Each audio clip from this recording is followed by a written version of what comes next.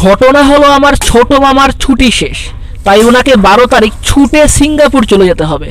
তাই আমিও ছুটে মামার বাড়ি যাচ্ছি যেন ছোট মামার সাথে দেখা করতে পারি। আর এখানে আমি আসছি আমার ওই নজর কারা আকর্ষণীয় চুলগুলো ছোট করতে, কারণ ভদ্রতার একটা ব্যাপার আছে। আমার চুলগুলো খুব জোস, তাই না? তো চুলগুলো আর বেশি ছোট করলাম না, কারণ 2 দিন পরে আবার মুকেশ আম্বানি সাহেবের ছেলের বিয়ে। এমনিতে তো আমার এত সময় নাই, তবে যদি যাই আর কি। এই টপিকে আজকে আর না যাই। এই ভিডিওতে মোটামুটি যদি 15টা লাইক আসে তাইলে মুকেশ আম্বানির ছেলের বিয়েতে আমি কি কি করছি এগুলো একটা ভিডিও বানাবো। তো যাই হোক, শ্রীমঙ্গলে ট্রেন না পেয়ে আমি বাসের উদ্দেশ্যে হাঁটা শুরু করলাম।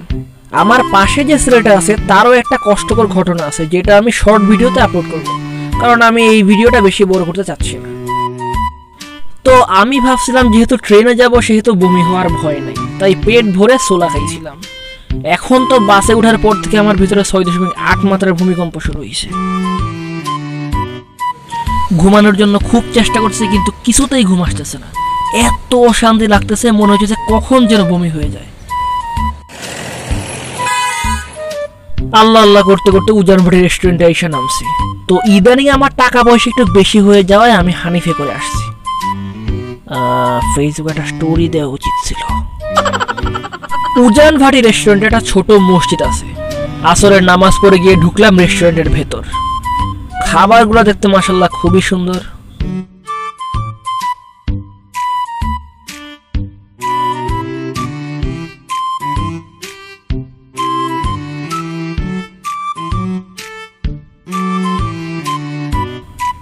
থাক, আমি আবার এগুলা খাই না। আমরা এখন মেঘনা নদীর উপর দিয়ে যাচ্ছি। আমার কাছে ভাই ড্রোন টোন কিছু নাই, জানালার বাইরে মোবাইলটা বাইর করার মতো তো ঠেকাও আমার নাই। কোটি কোটি সাবস্ক্রাইবার থাকলে অবশ্যই এই রিস্কটা নেওয়া যেত। যাই হোক, ভৈরব এসে নামলাম। এত বাজে দুর্গন্ধ, এত ময়লা আবর্জনা, তারপর শব্দ দূষণ, মানে পুরা এলাকাটাই একদম দূষিত।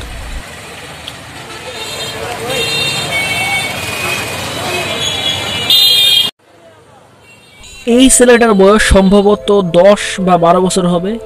এইভাবে সবার সামনে বসে নেশা করতেছে, অথচ এলাকার কেউ কিছু বলতেছে না, এমনকি পুলিশও দেখতেছে না। আজব লাগলো। ভৈরব থেকে নেমে সিএনজি দিয়ে আস্তে আস্তে রাত হয়ে গেছে, আর ওই ধুলা বালির কারণে চুলে একদম জট ধরে গেছে।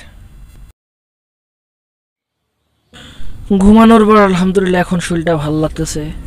আর মাথার নিচে যে বালিশটা আছে এটা দিয়ে মোটামুটি চুর পেটানো যাইতে পারে।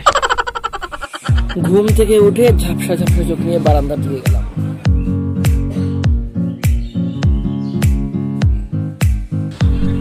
এই আমাদের মামার বাড়ির উঠান।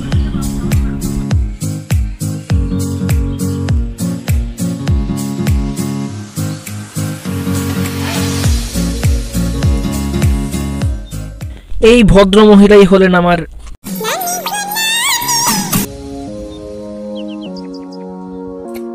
সুন্দর লাগতেছে। ওরে ছবির বদলে ভিডিও হয়ে গেছে। শ্বাস ফেলো, মুখ বোতল বাইরে শ্বাস ফেলো।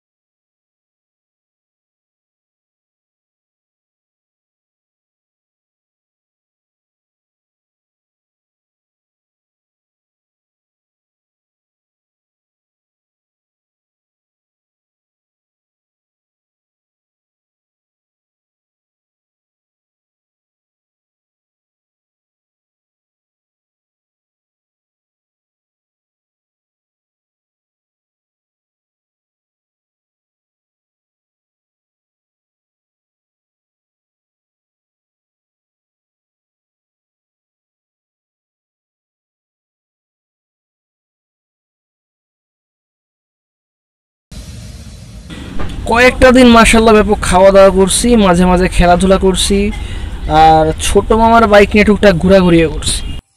তো এখন গ্রামের সব কিছুতে একটা মারাত্মক পরিবর্তন লক্ষ্য করতেছি, যেটা আগে ছিল না। মানে আগে একরকম ছিল, এখন অন্যরকম হয়ে গেছে।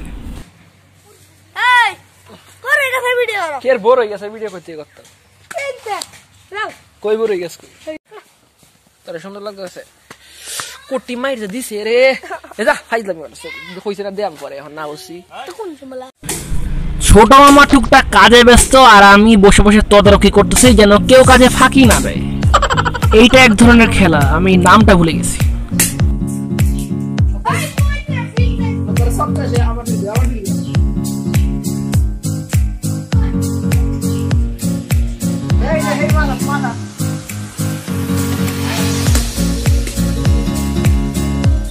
বললো কি খারাপ বেচ করে আউট আউট আকারে আউট হয়ে গেছে।